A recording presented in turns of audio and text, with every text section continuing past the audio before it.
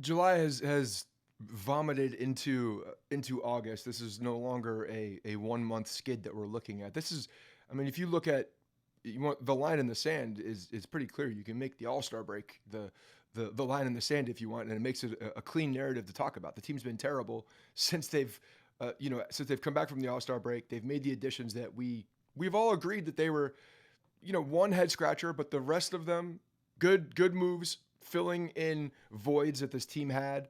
And for whatever reason, they're just not playing well because the rest of the team has fallen asleep on the offense. That's what's crazy about this, is that the offense has completely fallen asleep. And you're looking at the stretch, and I keep hearing, and I know it's true because it is true, all good teams find this stretch. All good teams have to go through this big stretch to during a season. I did not think 3 months, basically call it April, May, June, of dominant baseball to start this season was a fluke, because I didn't think you could play that well over that long of a stretch and have it be a fluke.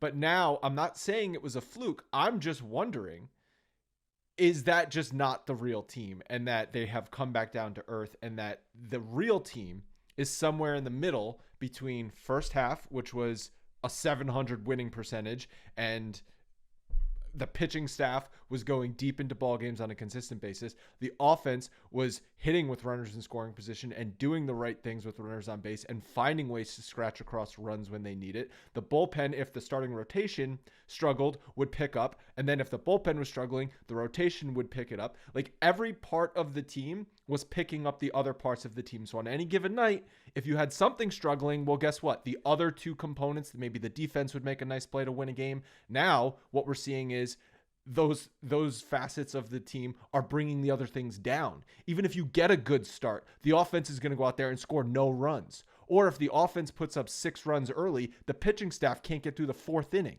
So it's like, now it's a complete coin flip from what we've seen.